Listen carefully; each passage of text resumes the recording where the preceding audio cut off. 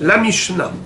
Mais matai korin et shema beshaharit misheyakir ben techelet le lavan. Rabbi Eliezer Omer ben techelet le karti. Cette Mishnah, qui est la deuxième de Masechet Brachot, vient juste après la Mishnah précédente dans laquelle on a étudié la limite de Kriyat Shema du soir. À partir de quand et jusqu'à quand peut-on lire le Shema le soir?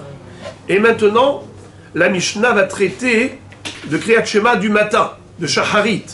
À partir de quand et jusqu'à quand peut-on lire le Shema du matin? Alors, déjà pour le début du Zman, on a une mahloket entre Tanakama et Rabbi Eliezer. Tanakama pense que le début du Zman Kriyat Shema, c'est depuis le moment où on peut distinguer entre la couleur blanche et la couleur bleu azur. Je répète, mais Matai Korin et Shema Beshaharit, à partir de quand peut-on lire le Shema le matin? Réponse, Misheyakir ben Techelet le Lavan. Depuis le moment où on peut distinguer entre la couleur Techelet et la couleur du Lavan, entre le bleu azur et le blanc. On verra tout à l'heure pourquoi est-ce que on s'est focalisé sur ces couleurs. Rabbi Eliezer Omer ben Techelet le Karti. Rabbi Eliezer dit non. Il faut pouvoir distinguer entre la couleur bleu azur et la couleur vert poireau. C'est cela le début du Zman Kriyat Shema du matin. Et quand est-ce qu'on a plus de luminosité? Lorsqu'on peut distinguer entre bleu et blanc, ou lorsqu'on peut distinguer entre bleu et vert. Eh bien, évidemment, il faut plus de lumière pour pouvoir distinguer entre le bleu et le vert. Parce que entre le blanc et le bleu, même si tu as peu de luminosité, tu peux déjà distinguer.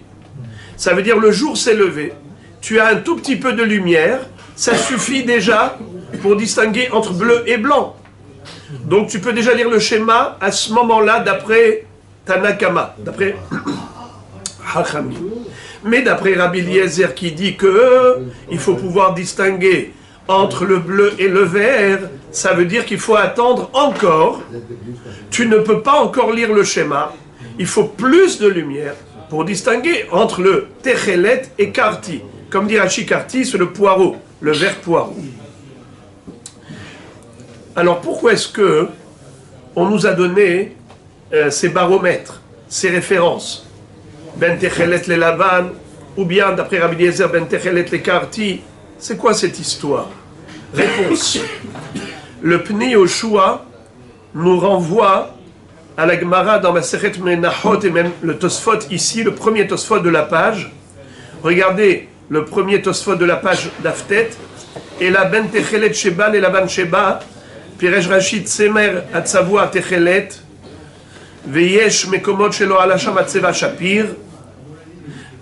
Alors, Tosfot disent Vekaché de Amrina Bimnachot Re'e Mitzvah Zo Sheba Talui Mitzvah Acheret Ve'ezo Zo Kriyat Shema Keditnan Ad Shiakir Ben Techelet Le Lavan. Qu'est-ce que ça veut dire?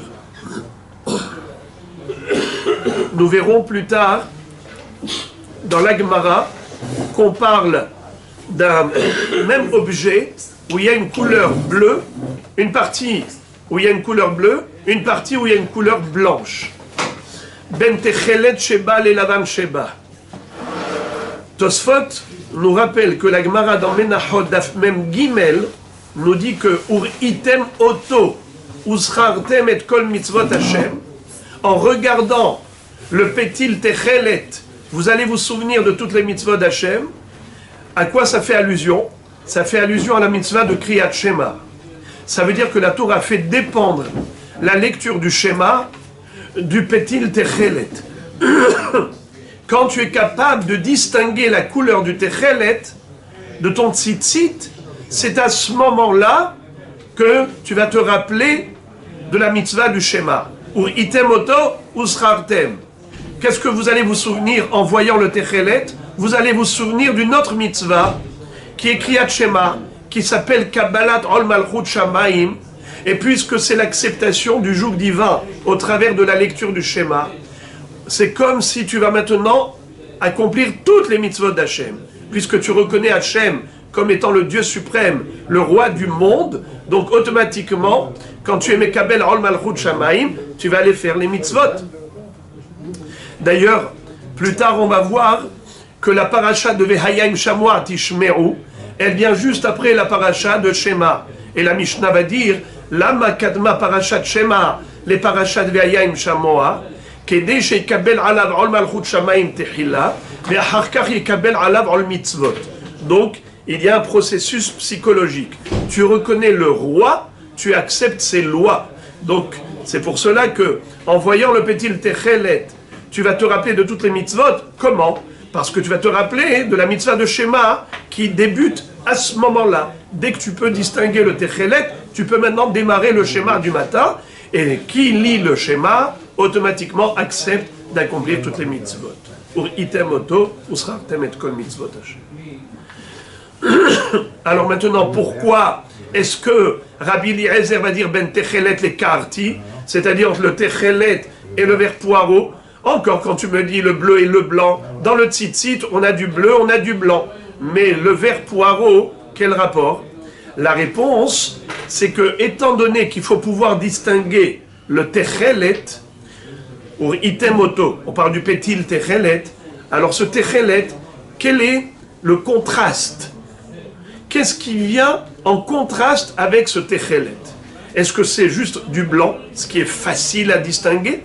Car le techelet se démarque bien de la couleur blanche, ou bien non, il faut que le techelet puisse être reconnu et distingué, même ben atzvaim, pas seulement lorsqu'il se retrouve avec une couleur qui fait vraiment le contraste, comme le blanc, mais même si le techelet se retrouve à côté d'une autre couleur qui lui ressemble beaucoup, tu dois être capable de distinguer déjà le techelet.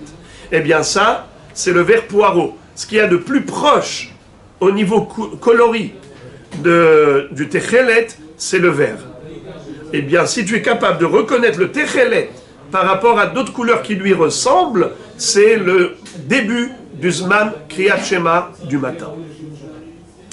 Voilà pour comprendre cette fameuse discussion entre Tanakama et Rabbi Eliezer, à savoir à partir de quand peut-on lire le Shema le matin.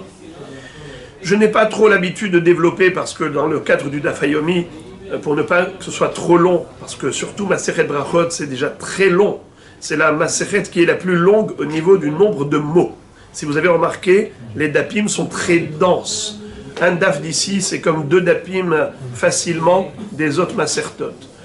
Mais malgré tout, pour des sujets que nous pratiquons tous les jours, il est important quand même de rappeler une certaine compréhension. Pourquoi est-ce qu'on nous parle de ces moments-là, de Techelet, Behemet, d'après la halakha, depuis Alot HaShahar, on peut déjà lire le schéma Besharat Adhak. Ça veut dire quelqu'un qui est vraiment dans un cas de force majeure, il peut lire le schéma même avant le Zman de Techelet. Parce que c'est déjà Alot HaShahar, il y a déjà des gens qui se sont réveillés. Et la Torah dit Shorbecha uvkumecha. Lorsqu'on dort, c'est la nuit, ou lorsqu'on se lève le matin quand on se réveille. Et en effet, il y a des gens qui se réveillent déjà depuis le lever du jour, les gens matinaux. Mais étant donné que la majorité des gens ne s'est pas encore réveillée à cette heure-ci, alors c'est la raison pour laquelle on va d'après le Zman de Techelet, où il y a plus de monde qui s'est déjà réveillé, et comme j'ai dit, que la mitzvah de Shema, la Torah l'a liée à la mitzvah du Techelet du Tzitzit. Jusque-là, on a appris la mahloket entre Tanakama et Rabbi Eliezer quant au début du Zman Kriyat Shema du matin. Maintenant, on a une mahloket également au niveau de la limite maximale. Quelle est la fin du Zman Kriyat Shema? Et là encore, 2 shitot. Vegomra Adanet Zachama. Rabbi Eliezer va te dire que la fin du Zman Kriyat Shema, c'est le lever du soleil. Vegomra Adanet Sachama. Le lever du soleil, c'est la fin du Zman Kriyat Shema. Rabbi Yoshua Omer, Ad Shalosh Shaot. Rabbi Yoshua va dire que la limite de la lecture du Shema, c'est jusqu'à la 3e heure de la journée. Qu'est-ce qu'on appelle une heure? Eh bien, c'est Sha'az Manit. C'est une heure temporelle. Ce n'est pas une heure de 60 minutes. C'est une heure à durée variable. Ça dépend si on est en hiver ou en été. En été, la journée est longue. En hiver, elle est courte. Alors, comment on calcule une heure? Tu prends la plage horaire de la journée, tu la divises en 12 parties. Chaque partie, un 12e de la journée s'appelle une heure. Sha'az Manit, une heure temporelle. Et donc, à partir du début de la journée, on compte 3 heures. Des Sha'ot Maniot. Et à la fin de la 3e heure, c'est la fin du Zman Kriyat Shema. Qu'est-ce qu'on appelle à partir du début de la journée? Mahloket entre le Magen Avraham et le Gaon de Vilna. Selon le Magen Avraham, quand tu me dis que tu divises en 12 la journée, qu'est-ce qu'on appelle une journée? Pour lui, c'est depuis le lever du jour, Alot HaShachar, jusqu'à Tset HaKochavim, la sortie des étoiles. Ça, tu le divises par 12. Tandis que le Gaon de Vilna va dire que la journée qu'il faut diviser par 12, c'est de Hama à Hama. De Netz à Hama à Shkirat à Hama.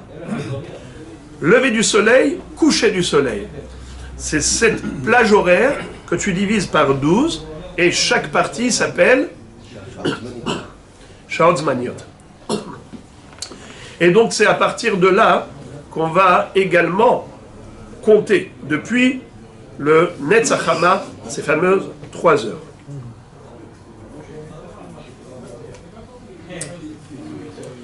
Tandis que le Magen Avraham, c'est depuis Alot HaShachar, et par conséquent, le Zman du Magen Avraham précède le Zman Kriyat Shema du Gaon de Vilna.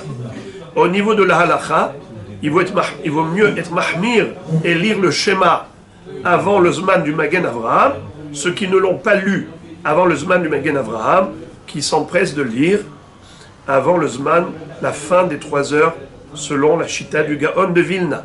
Le Yalkut Yosef dit que la halacha absolue, c'est comme le Gaon de Vilna, c'est-à-dire qu'on peut être plus tolérant, mais celui qui veut être mahmir comme le Magen Avraham, tavo alav beracha. Bien que j'ai entendu au nom du Stapler qui disait comment peut-on jouer avec le feu dans une mitzvah de Horaïta, ça fait que de Horaïta la Humra.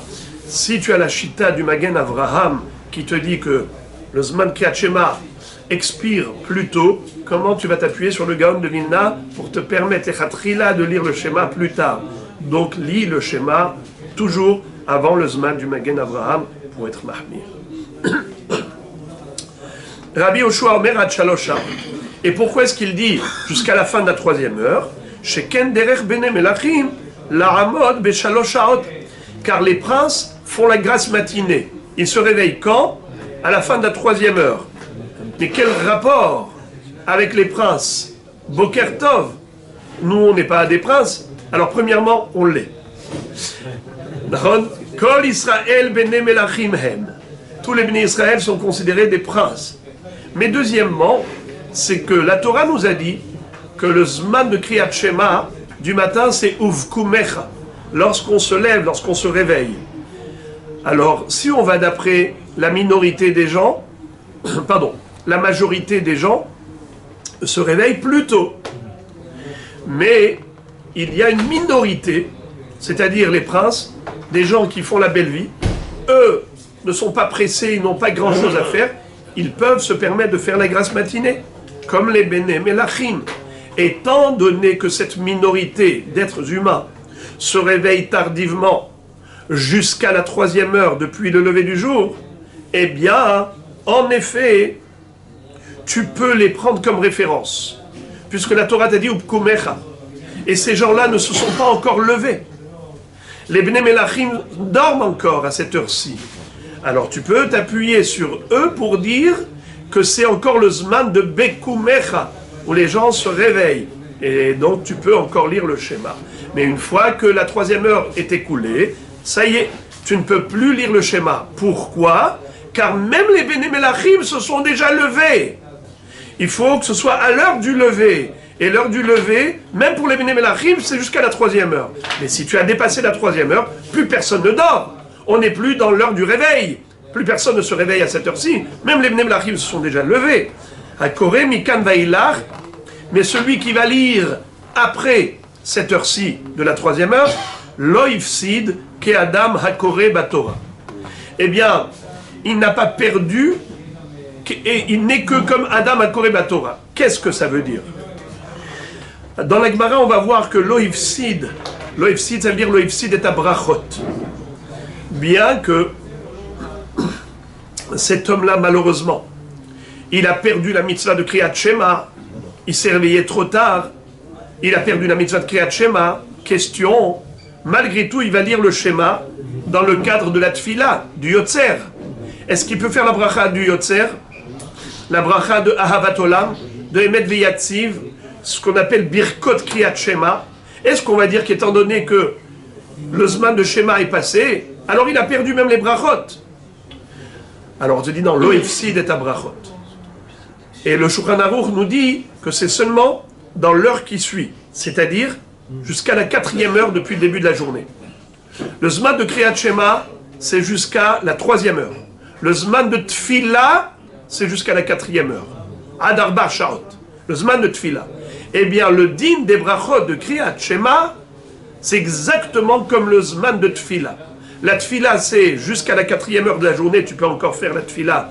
Après, ça y est, ce n'est plus le Zman de Tfila.